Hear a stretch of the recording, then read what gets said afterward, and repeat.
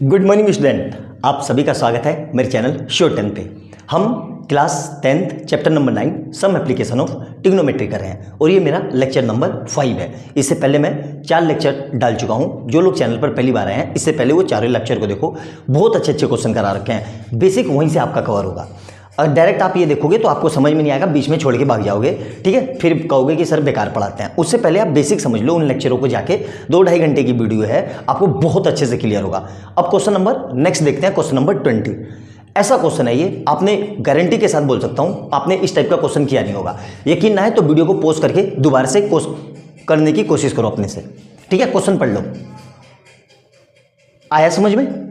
नहीं आया ना? देखो अब क्वेश्चन क्या कह रहा है। एक्चुअली क्या है कि हम रट इतना लेते हैं कि हम कोई नया टाइप का क्वेश्चन आता है तो एक बार को सोच नहीं पाते। क्यों? हमारी प्रैक्टिस क्या है, टेन थीटा पता है, कोट थीटा पता है, लगा दो, उससे थोड़ा सा वो घुमा देगा तो हमें समझ में नहीं आएगा। ये उसी टाइप का क्वेश्चन है। ध्यान से पढ़ेंगे और अच्छे से समझेंगे कि क्वेश्चन को करना कैसे है, ठीक है।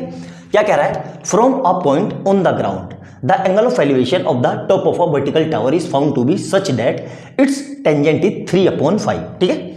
ये कोई टावर है, ठीक है। वर्टिकल टावर ही है ना, हाँ ये टावर है, ठीक है। लिख देते हैं टावर, ठीक है। और ये टावर का बॉटम है और ये टावर का टॉप है, ठीक है। और ये ग्राउंड है, यहाँ पे कहीं ये ग्राउंड, ठीक है। तो ग्राउंड पे कहीं पे यहाँ पे पॉइंट ले लो। यहाँ पे ले लिया मैंने पी पॉइंट, ठीक है। कुछ भी ले लो, P Q R E B C कुछ भी ले लो, मैंने पी ले लिया, ठीक है।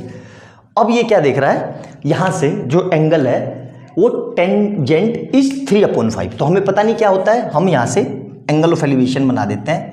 इसको ले लिया मैंने अल्फा। क्या ले लिया? अल्फा, ठीक है। क्लियर है यहाँ तक? अब ये क्या करता है, 50 मीटर आगे चला जाता है। यहाँ से ये क्यू पे आ जाता है, ठीक है। ये क्यू और दोनों के बीच की डिस्टेंस कितनी है? 50 मीटर, ठीक है। अब ये देखता है क्यू सही है ना, ये क्यू ऐसे बना लो यार, ठीक है, क्यू। अब यहाँ से ये देखता है, तब एंगल कोटेंजेंट। अब देखो क्या लिखा है, कोटेंजेंट कितना हो जाता है? 5/4। Find the height of the tower. अब यहां से ये देखता है तो ये एंगल, ठीक है, ये वाला एंगल, ये कितना है? बीटा, ठीक है। अब हमें क्या निकालना है? हाइट ऑफ द टावर, ठीक है। अब क्वेश्चन में हमें कुछ नहीं पता, ठीक है, कुछ नहीं दिया हुआ है ऐसा। टेन थीटा इसको मान लेते हैं, ये हो गया डिस्टेंस x और ये डिस्टेंस मेरी h, हाइट, ठीक है। ये हाइट है, ठीक है।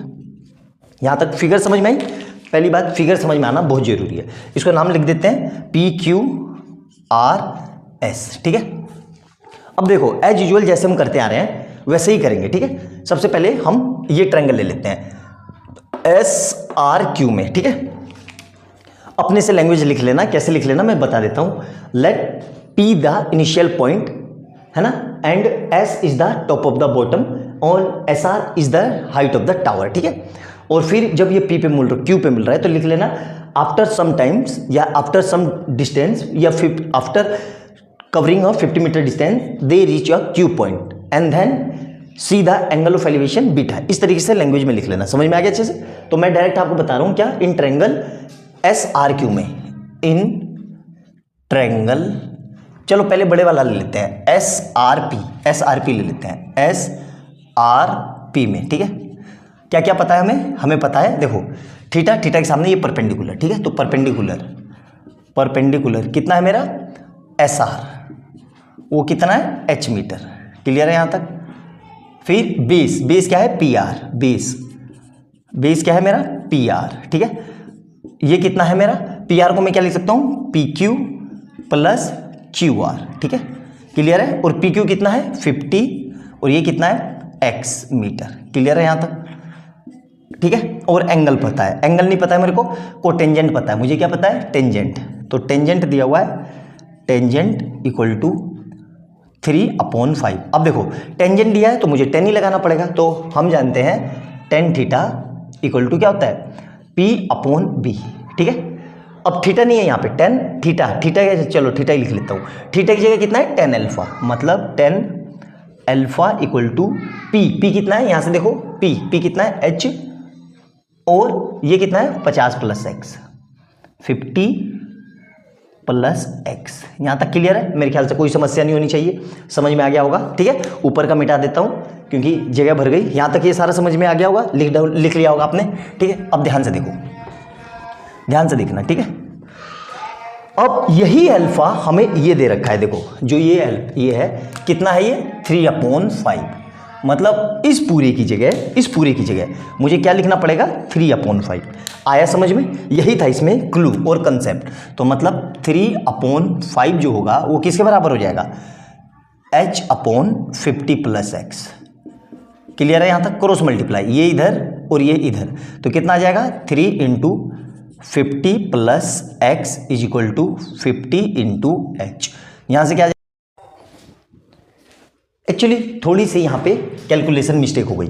यहाँ पे मैंने वीडियो में अभी जब एडिटिंग करते वक्त मैंने देखा तब मुझे गलती पता चल गई। यहाँ पे मैंने 50h लिख दिया, जबकि ये मल्टीप्लाई करेंगे तो क्या आएगा 150 + 3x = 5h। यहाँ तक समझ में आ गया? तो ये हो गई इक्वेशन 1, समस्या नहीं है।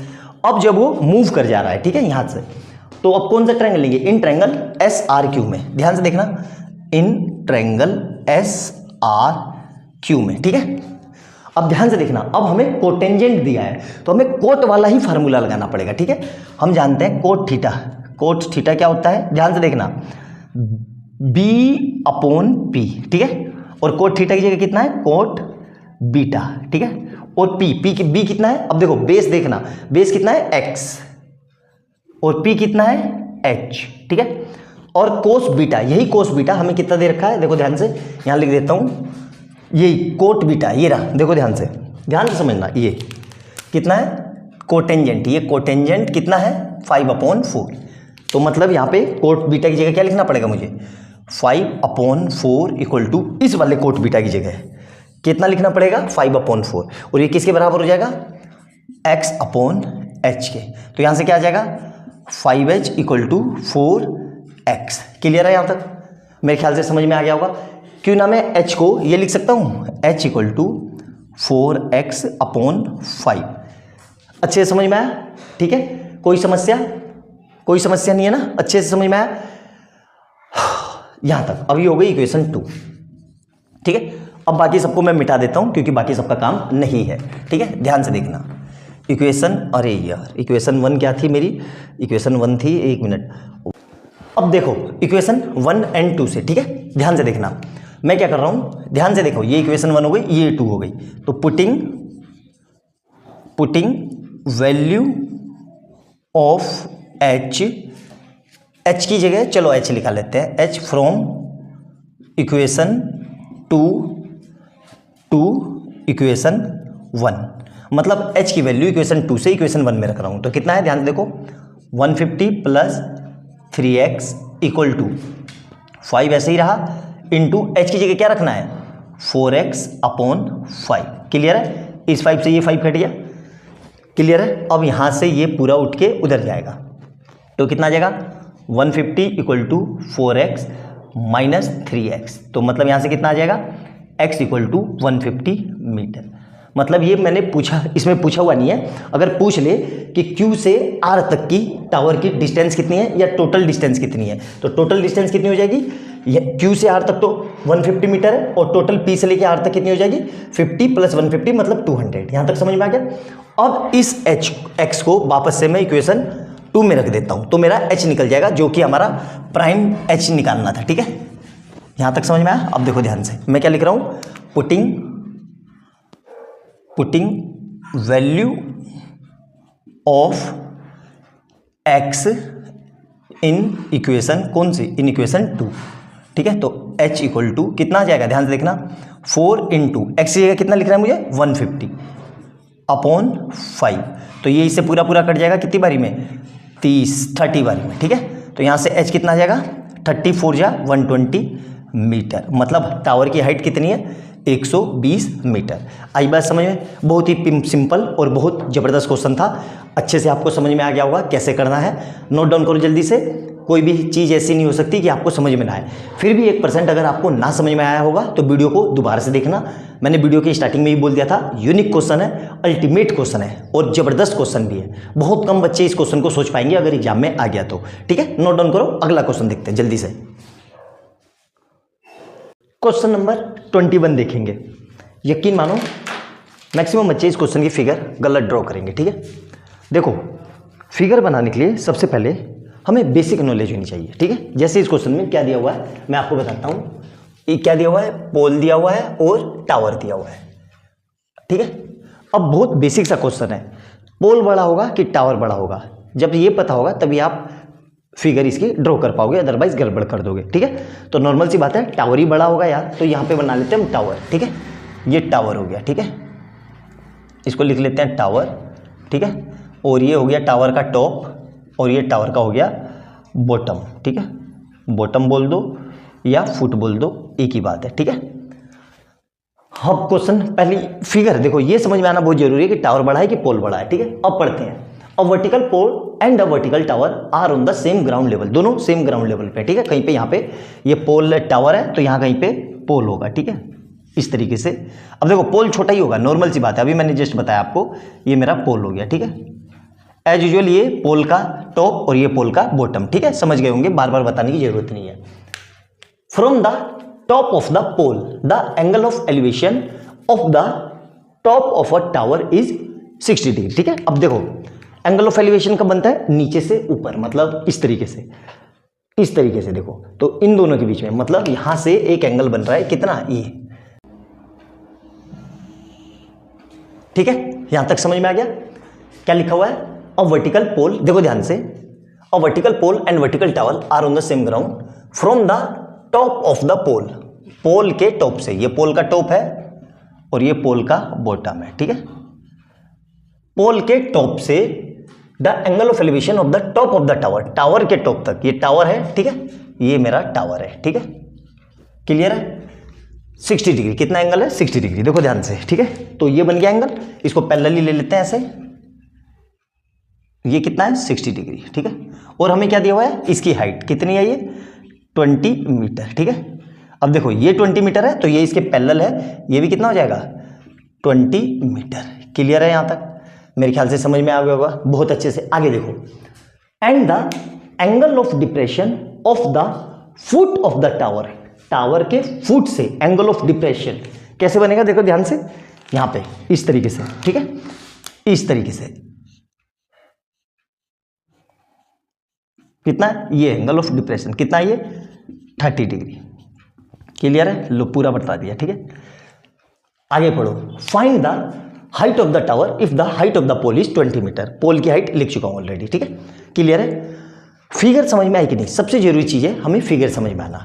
एक एक पॉइंट क्वेश्चन में खुद ही दिया हुआ है, बस हमें आराम से पढ़ना है, सोचना है और स्टेप बाय स्टेप करते जाना है, अंधाधुंध नहीं करना है कि जो मन आया वो कर दिया। ठीक है, ये समझ में आ गया। अब देखो, अभी हमने पढ़ा था ये 30 डिग्री तो ये भी 30 डिग्री, क्यों भाई, क्योंकि अल्टरनेट इंटीरियर जेड बन रहा है, या देखो जेड बन रहा है। ठीक है, अल्टरनेट इंटीरियर एंगल। ठीक है, अब नामकरण कर देते हैं, यहां पे लिख देता हूं मैं, देखो ध्यान से, A B C D E. ठीक है, ये 90 डिग्री होगा। ठीक है, क्योंकि परपेंडिकुलर है, और यहाँ पे ये भी 90 डिग्री होगा। ठीक है, अंडरस्टूड है, बार बार लिखने की जरूरत नहीं है।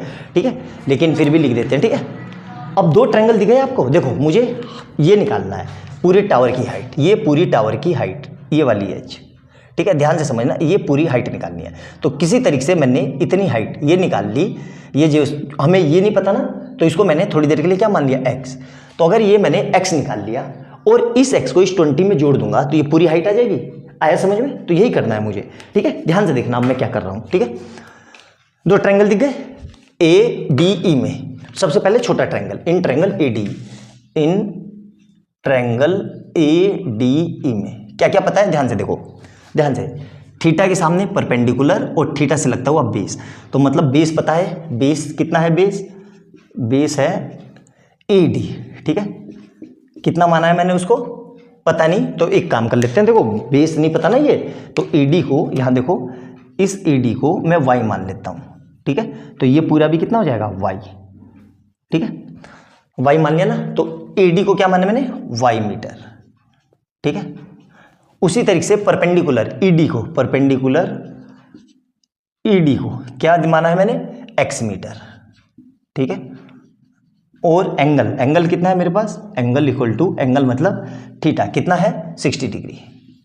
ठीक है, अब वही लगा देते हैं, टेन थीटा मतलब टेन थीटा, टेन थीटा कितना होता है, पी अपॉन बी। ठीक है, थोड़ा सही से बना लेते हैं यार, ज़्यादा ही पेन चल गया।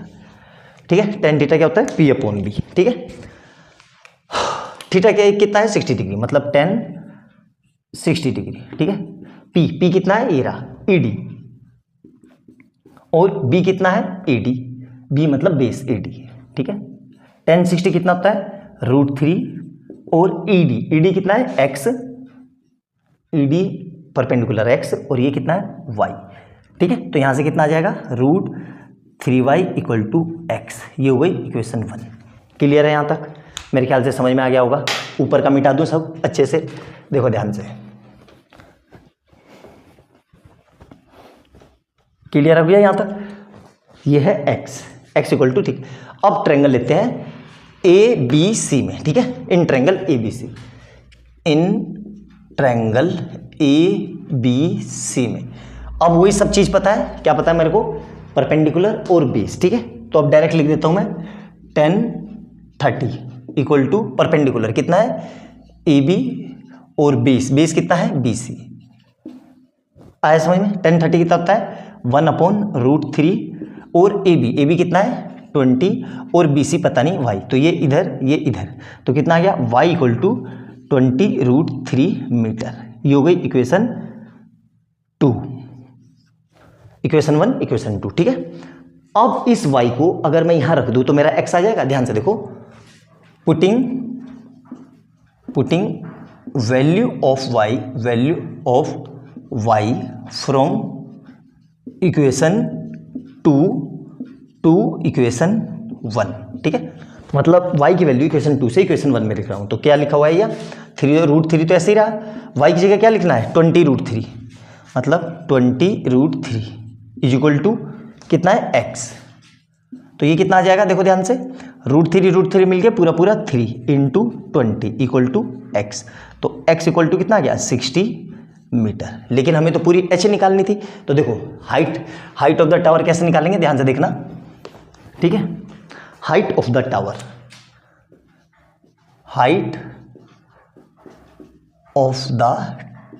ठीक है। टावर की हाइट कितनी मानी है मैंने h, टावर की हाइट कितनी है h मतलब ध्यान से देखना, h मतलब EC और EC को मैं क्या लिख सकता हूं ED + DC, ठीक है।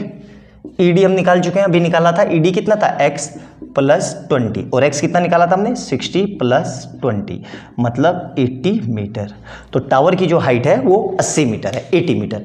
आई बात समझ में? तो इस तरीके से इन क्वेश्चनों को हम करते हैं। बहुत सिंपल सा क्वेश्चन था, फिगर भी इसकी बढ़िया थी, समझाने का तरीका इसलिए समझाया क्योंकि इसकी फिगर बनाने में बच्चों को कहीं ना कहीं गलती हो जाती है। अच्छे से देखना, समझ में ना आए तो ऐसा संभव ही नहीं है, समझ में आ ही जाएगा, बार बार एक ही बात क्या बोलनी।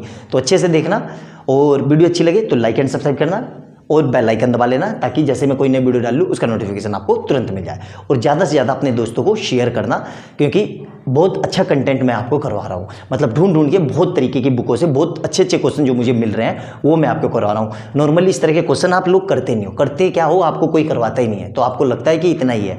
तो इसलिए मैं आपको इतने अच्छे क्वेश्चन करा रहा हूँ, ताकि फ्यूचर में आपको किसी तरह की कोई भी क्वेश्चन घुमा के आए तो आपको समझने में परेशानी ना हो। आया समझ में? नोट डाउन कर लो, अगला क्वेश्चन देखते हैं। क्वेश्चन नंबर 22 देखेंगे तो करेंगे कैसे इसको, बहुत आसान से समझेंगे। दो तरह के ये क्वेश्चन है ना, पहले ये वाला, फिर इसके जैसा ही एक और है वो इसके बाद आएगा। पहले इसको समझ लेते हैं फिर इसको करेंगे, ठीक है। ध्यान से देखो क्या कह रहा है, क्वेश्चन पढ़ते हैं पूरा। From the point P on the ground पे कहीं पे एक पॉइंट P ले लेते हैं, यहां पे ये पॉइंट P ले लिया, ठीक है।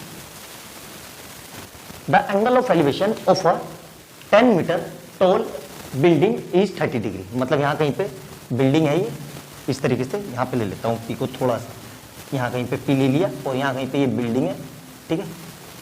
तो ये क्या रहा है, एंगल ऑफ एलिवेशन, ठीक है। थोड़ा ज़्यादा दूर हो गया, यहाँ ले लेते हैं, ठीक है। तो एंगल ऑफ एलिवेशन कितना है 30 डिग्री। मतलब ये क्या है मेरा, देखो ध्यान से, ये टॉप है किसका, बिल्डिंग का, और ये बॉटम है किसका, बिल्डिंग का, ठीक है। और ये मेरी बिल्डिंग है, ठीक है। और बिल्डिंग की लेंथ कितनी है 10 मीटर, यहाँ पे लिख देते हैं 10 मीटर, ठीक है। मतलब 10 मीटर लॉन्ग बिल्डिंग से ग्राउंड पे कोई पॉइंट है P, ये मेरा ग्राउंड है, ठीक है। ग्राउंड है, ये तो पता ही होगा आपको, फिर भी बता देता हूँ, ग्राउंड, ठीक है। ग्राउंड पे कोई पॉइंट P है, तो वहां से वो देख रहा है, तो एंगल ऑफ एलिवेशन कितना है 30 डिग्री। एलिवेशन कैसे होता है, नीचे से ऊपर, ठीक है। तो मतलब यहां से ये एंगल ऑफ एलिवेशन कितना है, ये 30 डिग्री, ठीक है। ये बना दिया मैंने 30 डिग्री, ठीक है। आगे देखो, a flag is hosted at the top of the building, ये बिल्डिंग है, अब इस बिल्डिंग के ऊपर एक फ्लैग है, फ्लैग ऐसे, ठीक है, तो इस तरीके से ये फ्लैग है, ठीक है, ध्यान से देखो इस तरीके से, ठीक है, ये फ्लैग है, ठीक है, इस तरीके से फ्लैग होस्टेड है, ठीक है, at the top of the building and the angle of elevation of the top of the flag stuff, flag के टॉप से, ये फ्लैग का टॉप है, देखो ध्यान से, ये फ्लैग का टॉप है और ये ही फ्लैग का बॉटम है, फ्लैग का बॉटम, ठीक है, तो फ्लैग के टॉप से ग्राउंड पी पे एंगल कितना है 45, देखो ध्यान से, ई से यहां से ये वाला एंगल, ध्यान से देखना, ये वाला एंगल, ये वाला एंगल, ये पूरा एंगल कितना है 45, क्लियर है यहां तक, अच्छे से समझ में आया। क्या कह रहा है, find the length of the flag stuff, मतलब इस फ्लैग स्टफ की ये लाइन, ये वाली लेंथ पता करनी है मुझे, ध्यान से देखो ये वाली, and the distance of the building from the point P, point P से बिल्डिंग की डिस्टेंस, ठीक है, पॉइंट पी से बिल्डिंग की डिस्टेंस, ये वाली डिस्टेंस, ठीक है, ये पता करनी है, ठीक है, अच्छे से समझ में आया। अब इसको नामकरण समझ कर देते हैं, ये P है, ये Q है, यहां पे ये R है और ये S है, ठीक है, क्लियर है। अब मुझे P से Q की डिस्टेंस नहीं पता तो इसको मैंने X मान लिया, ठीक है, तो और ये बिल्डिंग 10 मीटर है और ये H निकालना है तो इसको मैंने H मान लिया, ठीक है। देखो कैसे करेंगे, ध्यान से समझना, ठीक है, बिल्कुल आराम से कूल होकर समझना, तभी समझ में आएगा। बहुत प्यारा क्वेश्चन है, अल्टीमेट क्वेश्चन है, एग्जाम में बहुत ज्यादा आता है और आपकी टेक्स्ट बुक का क्वेश्चन है। मुझे ये चीज दी हुई है, ठीक है, ध्यान से देखना, ये चीज दी हुई है, किसी तरीके से मैं ये चीज निकाल लूं, ठीक है, तो और फिर मैं बड़ा ट्रायंगल ले लूं, बड़ा ट्रायंगल में, तो बड़े ट्रायंगल में ये चीज पता है, ये चीज पता चल जाएगी, ये चीज दे ही रखी है, ये चीज निकल जाएगी, ठीक है। तो सबसे पहले मैं क्या कर रहा हूं, छोटा ट्रायंगल ले लेता हूं, कौन सा ट्रायंगल, PQR में, ठीक है, तो ध्यान से देखना, in triangle PQR, in triangle PQR, ठीक है, एंगल कितना लेंगे 30 डिग्री, तो थीटा के सामने परपेंडिकुलर, ठीक है, तो हमें पता है परपेंडिकुलर कितना है PQR, perpendicular QR equal to कितना है 10 मीटर, ठीक है। बेस, ठीक है, बेस कितना है मेरे पास PQ, बेस कितना है PQ, ये मुझे नहीं पता तो इसको मैंने कितना ले लिया X मीटर, क्लियर है यहां तक अच्छे से। और एंगल पता है, angle theta equal to 30 degree, ठीक है, तीनों चीज पता है, तो मैं tan थीटा लगा दूं, मैंने क्या लिखा tan theta equal to P/B, ठीक है, tan थीटा, tan कितना है tan 30 और P कितना है, यहां पे देखो P है परपेंडिकुलर QR, ठीक है, और ये है PQ, ठीक है। tan 30 कितना होता है आपको पता होना चाहिए 1/√3, ठीक है। QR कितना है 10 और ये X PQ कितना है X, तो क्रॉस मल्टीप्लाई ये इधर, तो X इक्वल टू कितना आ गया 10√3 मीटर, ठीक है, ये मेरा X आ गया, याद रखना, ठीक है।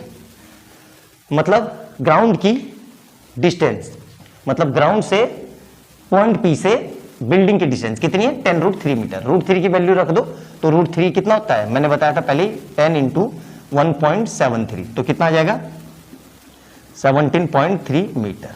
ये हमारी सेकंड चीज आ गई, कौन सी चीज कि distance of the ground from the point P से इसकी डिस्टेंस, ठीक है, क्लियर है ये। अब सेकंड चीज निकालते हैं, ठीक है, सेकंड चीज मतलब वो वाली चीज, ठीक है, क्या बोलते हैं इसको, झंडे की ओर, ठीक है, तो ध्यान से देखना अच्छे से, ठीक है। अब कैसे करेंगे, ध्यान से देखना, बड़ा ट्रायंगल ले लेते हैं, ठीक है। अब क्योंकि इस ट्रायंगल का काम हो गया तो इसको मैं मिटा देता हूं, देखो लाल वाले को, ठीक है, लाल वाले को मैंने मिटा दिया, ठीक है। बड़ा ट्रायंगल दिख गया, एक ही ट्रायंगल दिख गया होगा आपको अच्छे से, तो मेरे पास सुविधा है तो मैं मिटा सकता हूं। मैं क्या लिख रहा हूं, इन ट्रायंगल कौन सा PQS में, इन ट्रायंगल PQS में, ठीक है।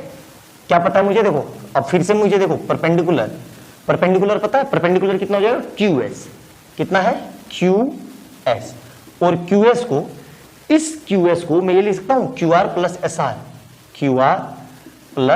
SR, जिसमें से मुझे QR पता है 10 और SR कितना माना है मैंने H, ये मेरा परपेंडिकुलर है, ठीक है। बेस कितना है, ध्यान से देखो, बेस कितना है, बेस यही हो जाएगा PQ, बेस कितना है PQ, ठीक है। और ये मैं अभी जस्ट निकाल के आया हूं, कितना है 10√3, ठीक है, ये लिख लो या ये लिख लो, एक ही बात है, ठीक है।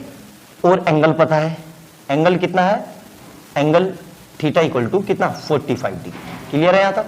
अब मैं क्या लग रहा हूं tan थीटा, मैं tan थीटा लगा रहा हूं, tan थीटा क्या होगा P/B, मतलब कितना हो जाएगा 1045 इक्वल टू पी। पी कितना है यहां से देखो, पी कितना है, पी है हमारा QS और ये बेस कितना है PQ, ठीक है। QS कितना है हमारे पास, ध्यान से देखो 10 प्लस H और ये कितना है 10√3। क्लियर है यहां तक अच्छे से। और 1045 कितना होता है, 1045 होता है 1। तो अब सारी चीजों को मैं एक साथ लिख देता हूं, ठीक है, ध्यान से देखना। मतलब 1045 equal to 10 plus H upon 10√3, ठीक है। 1045 कितना होता है 1, तो 1 equal to 10 plus H upon 10√3। ये जाएगा इधर तो कितना आ गया 10√3 equal to 10 plus H। Clear है यहां तक। मुझे तो H निकालना था, ठीक है। तो क्या करेंगे, इस 10 को इधर ले आओ तो कितना हो जाएगा 10√3 माइनस 10 इक्वल टू H, ठीक है। यहां से 10 कॉमन आ जाएगा तो कितना आया √3 माइनस 1 इंटू H, ठीक है। अच्छे से समझ में आया। अब इसको फर्दर सोल्व करते हैं। और वैसे ये आंसर भी सही है, आप इतना भी लिख सकते हो एग्जाम में, कोई दिक्कत नहीं है, ये आंसर भी सही है। लेकिन जब थोड़ा और सोल्व कर लेते हैं √3, तो 10√3 कितना होता है 1.73 माइनस 1 इक्वल टू H। यहां से कितना आ जाएगा 10 इंटू 0.73 इक्वल टू H। तो H इक्वल टू कितना आ जाएगा 7.3 मीटर, ठीक है। तो दोनों आंसर है, ये भी सही है और ये भी सही है। आई बात समझ में। बहुत ही अच्छा, बहुत प्यारा क्वेश्चन है ये, आपके एग्जाम में बहुत ज्यादा आता है और आपकी टेक्स्ट बुक का ही क्वेश्चन है। अच्छे से नोट डाउन करना, एक एक पॉइंट समझ के लिखना। ऐसा हो नहीं सकता कि समझ में ना आए। और वीडियो अच्छी लगे तो लाइक एंड सब्सक्राइब करना। अगला क्वेश्चन देखते हैं जल्दी से, इसी के जैसा। नोट डाउन करो इसे। अब देखो नेक्स्ट क्वेश्चन, क्वेश्चन नंबर 23। ये उसी के जैसा है, बस इसमें थोड़ा सा माइनर चेंज है। कैसे चेंज है देखो ध्यान से। A 7 metre long flag step is fixed on the top of a tower standing on the vertical tower, ठीक है। मतलब ये टावर है, ये टावर, ठीक है। क्या देखो, ये टावर है, ठीक है। ये टावर का क्या है बॉटम, ठीक है, और ये टावर का टॉप, ठीक है। यहां पे थोड़ा कर लेते हैं, ठीक है, ये टॉप, ठीक है। अब इसी के ऊपर फ्लैग लगा हुआ है, ठीक है, ध्यान से देखना, ये ठीक है, इसके ऊपर फ्लैग लगा हुआ है इस तरीके से, ये फ्लैग लगा हुआ है इस तरीके से, ठीक है।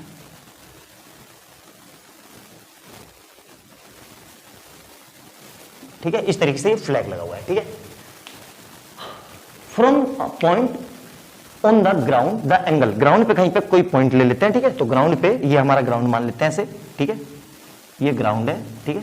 और ग्राउंड पे कहीं पॉइंट ले लेते हैं, यहां पे पॉइंट पी ले लिया, ठीक है, या ए ले लो, पी नहीं लेते ए ले लेते हैं, ठीक है। ग्राउंड पे कोई पॉइंट ए ले लिया, ठीक है।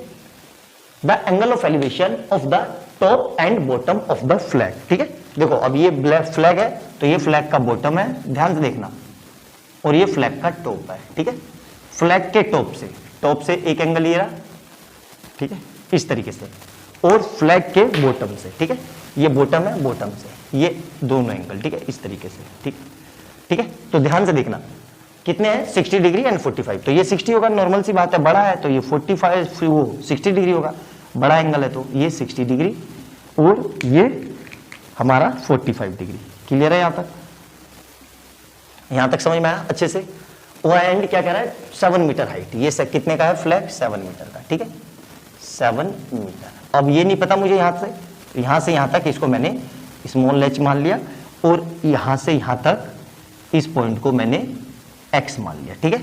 नामकरण कर देते हैं, तो ए यहां से कितना आ जाएगा, ये बी, ये सी और ये डी, ठीक है। तो कैसे करेंगे देखो ध्यान से, किसी तरीके से मैं ये एक्स निकाल लूं, ठीक है, ये एक्स निकाल लूं और ये बड़ा ट्रायंगल लगा दूं और ये एच भी निकाल लूं, तो इन दोनों को ऐड कर दूं, मेरी वो आ जाएगी। क्या पूछ रहा है, find the height of the tower, tower की हाइट। मतलब मुझे ये एच निकालना पड़ेगा, ठीक है। ये एच निकाल लिया मैंने और 7 में ऐड कर दिया, तो मेरा काम हो गया, ठीक है। तो ध्यान से सबसे पहले मैं क्या लिख रहा हूं, ट्रायंगल एबीसी में, ध्यान से देखो, इन ट्रायंगल एबीसी में, ठीक है, एबीसी में, एबीसी में। तो ये 60 वाला एंगल नहीं लेंगे, ये 45 वाला, ठीक है, ऐसे देखो 45 वाला, ठीक है। तो क्या हो गया, थीटा के सामने परपेंडिकुलर, तो हमें क्या पता है परपेंडिकुलर, परपेंडिकुलर कितना है बीसी, और वो कितना माना है मैंने एच मीटर, ठीक है, क्योंकि मीटर में है तो एच मीटर, ठीक है। बेस कितना हो जाएगा, बेस ध्यान से देखो, बेस मेरा कितना हो जाएगा AB, ठीक है, और ये कितना है यहाँ देखो, ये है x मीटर, ठीक है, और एंगल कितना है, एंगल देखो देखा ध्यान से, एंगल थीटा कितना है ये 45 डिग्री। तो बेस पता है, परपेंडिकुलर पता है, एंगल पता है, तो tan थीटा लगा दो, मतलब tan theta equal to P/B, ठीक है। तो tan थीटा मतलब थीटा कितना है 45, मतलब tan 45 इक्वल टू P कितना है ध्यान से देखो, P है BC और ये कितना है AB, ठीक है। tan 45 कितना होता है 1, तो 1 इक्वल टू, और BC कितना है हमारे पास, BC को मैंने माना है H और AB को क्या माना है X, क्रॉस मल्टीप्लाई ये इधर, तो कितना आ गया X इक्वल टू H, ये हो गई मेरी पहली इक्वेशन, ठीक है। क्लियर है यहां तक, मतलब एक रिलेशन मिल गया X और H में। अब आगे का देखो, ये मिटा देता हूं, ठीक है, ठीक है, यहां देखो, ठीक। अब इस वाले ट्रायंगल को मैं मिटा देता हूं, ध्यान से देखना, ये 60 डिग्री था ना,